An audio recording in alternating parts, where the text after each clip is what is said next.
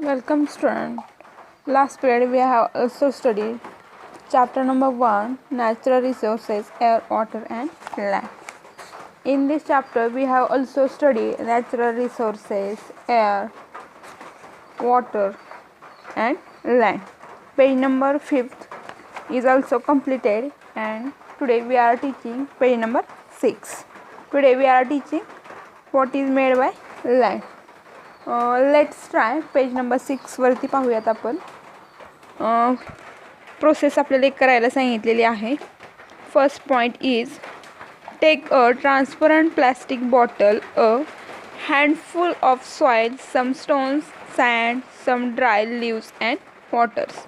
आपल्याला एक काय करायला सांगितलेलं आहे तर ट्रान्सपरंट प्लास्टिकची बॉटल घ्यायची. तुम्ही बिस्लरीची वगैरे यूज करू शकता. त्याच्यामध्ये काय ॲड करायचं आहे बघा.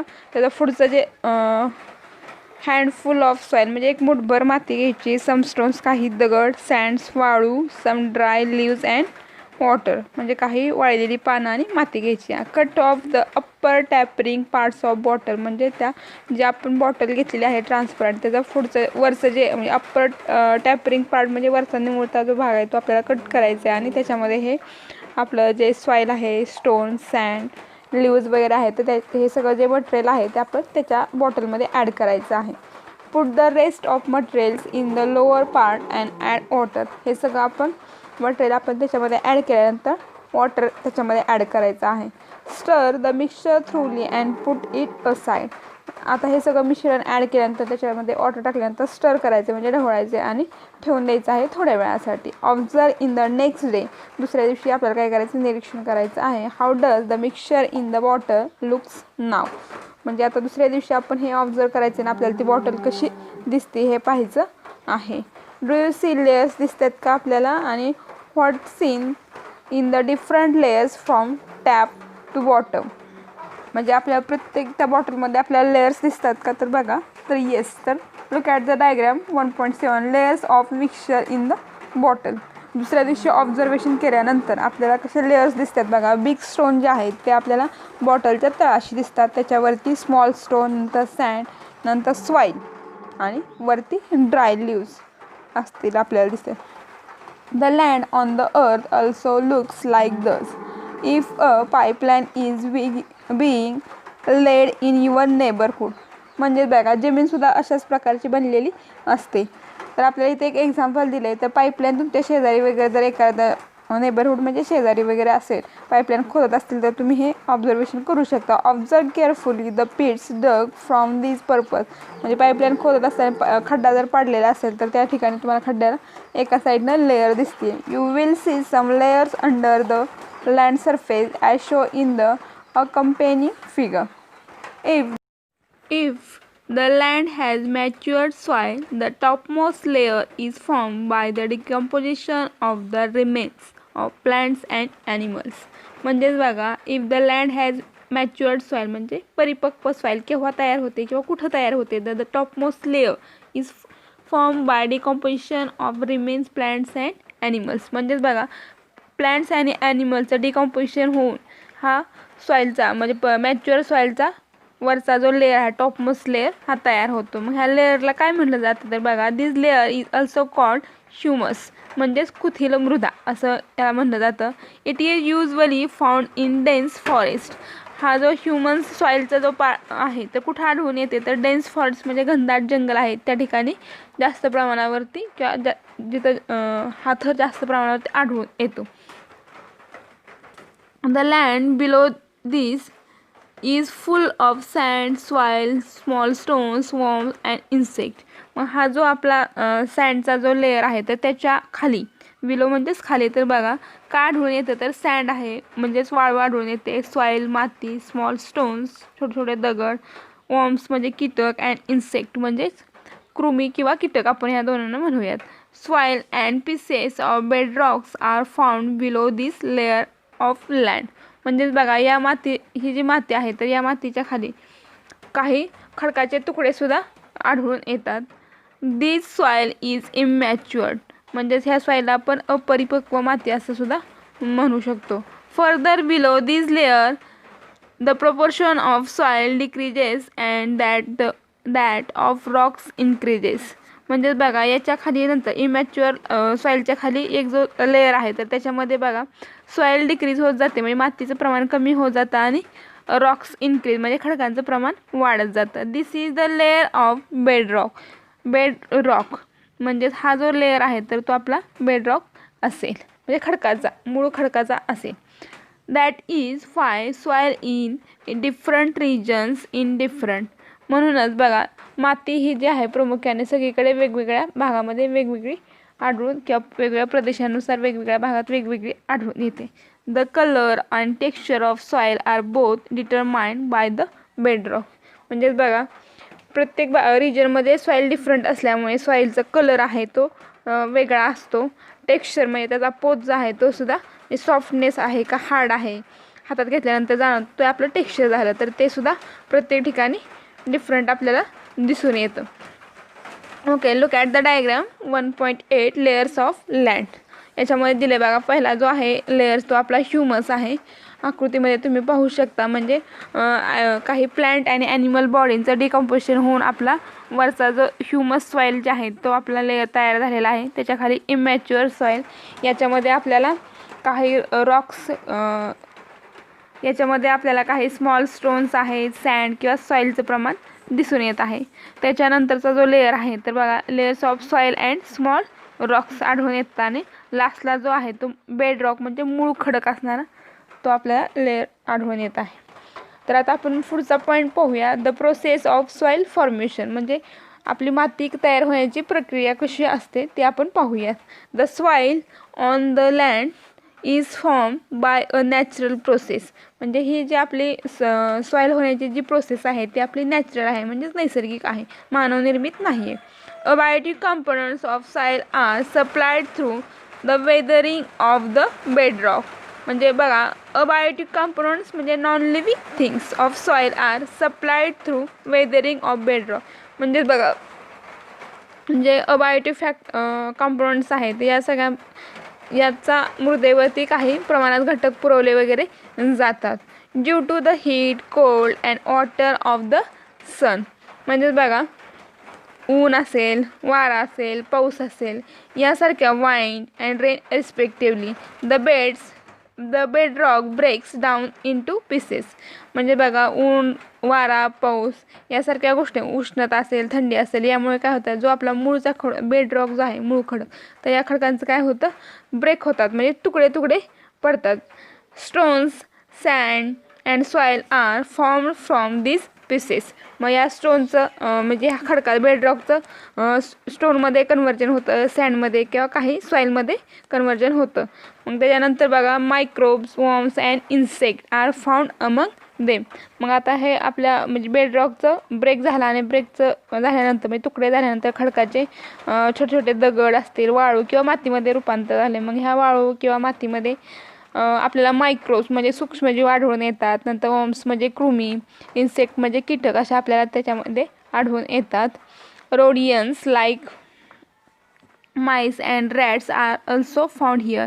म्हणजे रोडियन्स म्हणजे कुरतडणारे प्राणी, माईस म्हणजे घूस असेल, रॅट्स म्हणजे उंदीर वगैरे अशा ठिकाणी आपल्या मातीमध्ये आढळून येतात. The roots of trees growing on the land also help weathering of rocks. तर हे जमिनीमध्ये वनस्पतींचे किंवा झाडांचे मुळं देखील खडकांमध्ये आढळून येतात किंवा त्यांची तिथं वाढ होते. The process of soil formation is slow and continuous. म्हणजे सॉईल प्रोसेस तयार होण्याची जी प्रक्रिया आहे ती स्लो आहे आणि कंटिन्युअस म्हणजे सतत चालणारी आहे.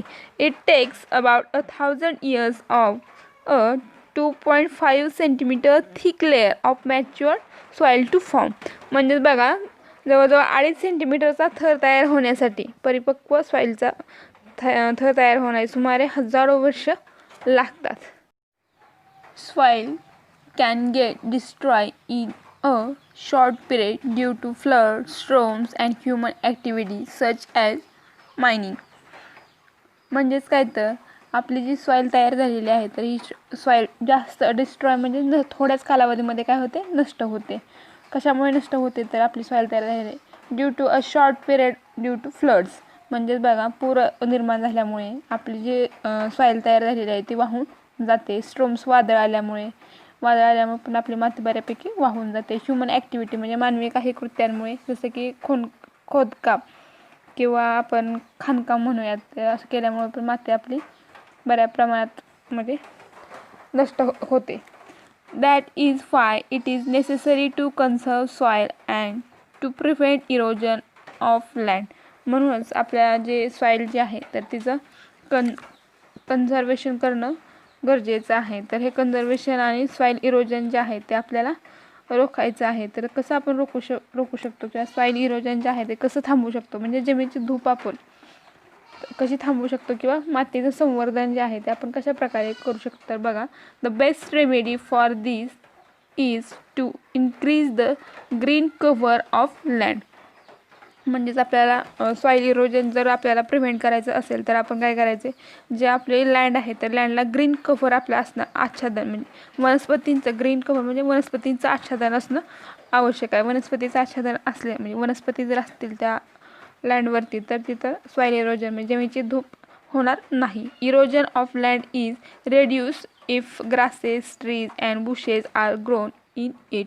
म्हणजेच बघा, तर त्या लँडवरती आपण गवत, ग्रासेस म्हणजे गवत, ट्रीज म्हणजे झाडं आणि बुशेस म्हणजे झुडपं जर लावले तर जमिनीची धूप नक्कीच आपण थोड्याफार प्रमाणावरती कमी करू शकतो. यानंतर ड्रायदिस जो आहे तो यावर्षी आपल्याला सिलेबसमध्ये नाही आहे.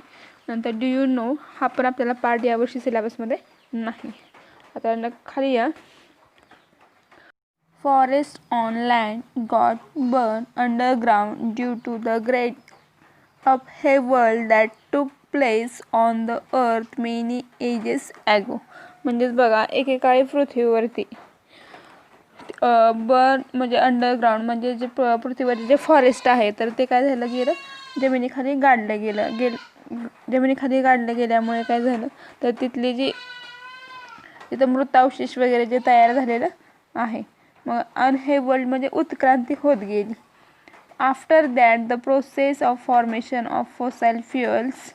म्हणजेच बघा, हे फॉरेस्ट आपलं जमिनीखाली गाडलं गेल्यामुळे काही बऱ्याच वर्षानंतर ह्या ज्या वनस्पती किंवा प्राणी असतील जमिनीखाली गाडले जाऊन त्याचं फॉसाईल फ्युएलमध्ये कन्व्हर्जन झालं. म्हणजेच काय, फॉसाईल जीवाश्म इंधनामध्ये त्याचं रूपांतर झालेलं आहे. From the remains of living things टूक प्लेस अंडरग्राउंड. म्हणजेच बघा, जीवाश्म इंधन जे तयार होण्याची प्रक्रिया आहे ती सगळी अंडरग्राउंडमध्ये तयार होते किंवा झालेली आहे. We get fuel like petrol, diesel, kerosene, paraffin and other useful material like tar and wax from the fossil fuel called crude oil. म्हणजेच बघा, हे फॉसाईल फ्युएल जे आहे ते आपलं अंडरग्राउंडमध्ये तयार झालेलं आहे. तर हे तयार झालेले जे आहेत आपले फ्युएल्स, म्हणजेच बघा इंधनं कोणकोणती आहेत तर पेट्रोल आहे, म्हणजे ह्या फॉसाईल फ्युएलपासून आपल्याला पेट्रोल भेटतं, डिझेल भेटतं, केरोसिन म्हणजेच रॉकेल भेटतं आपल्याला, पॅराफिन हे जे आपण इंधन आहे, त्याचबरोबर आपल्याला टार म्हणजे डांबर, वॅक्स म्हणजे मेण, हे सुद्धा आपल्याला सगळे क्रूड ऑइल म्हणजे खनिज तेल म्हणून सुद्धा आपण याचा वापर आपल्या दैनंदिन जीवनामध्ये करतो. हे जे सगळे तयार झालेले आहेत फॉसाईल फ्युएल हे सगळे अंडरग्राउंड तयार होतात. ओके, आता next point, living things use land, water and air available on earth and so does man. म्हणजे पृथ्वीवरती जमीन, पाणी, हवा हे सगळ्या गोष्टी असल्यामुळे आपला सजीव काय आहे तिथं जिवंत आहे किंवा माणूस तिथं राहू शकतो. However the portion of these resources that are actually put to use are very small as compare to the whole earth. Look at the following table. Land 29%, potable water means fresh water only 0.3%, oxygen 29%. Even in this small proportion, the resources shown in the above table are sufficient for all living things. म्हणजे वरील जो आपल्याला table दिला आहे त्याच्यावरती सांगितलेलं आहे की हे आपल्याला म्हणजे लँड फक्त 29% आहे, ऑक्सिजन 21% आहे. एवढ्या सगळ्या गोष्टी ज्या आहेत त्या आपल्या लिव्हिंग थिंग्स म्हणजे जे सजीव आहेत या सर्वांना पुरेशा आहेत. Only it is very necessary for man to control his greed. म्हणजे ह्या ज्या सगळ्या गोष्टी आहेत फक्त मानव काय करतो, मानवाला स्वतःच्या हव्यासापोटी नियंत्रित ठेवणं त्याला आवश्यक आहे. In other words, he must use these resources judiciously with the awareness that they are meant for all other living things and not just for mankind. म्हणजे ही जी आपल्याला संसाधन आहेत तर त्याचा आपण वापर आपल्या आवश्यक तेवढाच करायला हवा. स्वतःबरोबर सर्व सजीवांची देखील आपण काळजी घेणं किंवा सजीव आपल्यासोबत आहेत याचं भान ठेवायला हवं आहे. इन्स्टिट्यूट ऑफ वर्क हा पण आपल्याला यावर्षी सिलेबसमध्ये नाही आहे.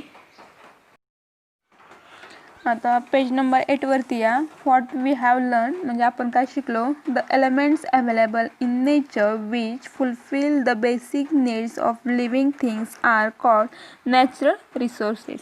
म्हणजेच काय तर सजीवांना ज्या मूलभूत गरजांची आवश्यकता आहे किंवा निसर्गातून जे नैसर्गिक घटक मिळतात ते आपण सगळे त्यांना एकत्रित मिळून नॅचरल रिसोर्सेस म्हणजे नैसर्गिक संसाधने म्हणतोय.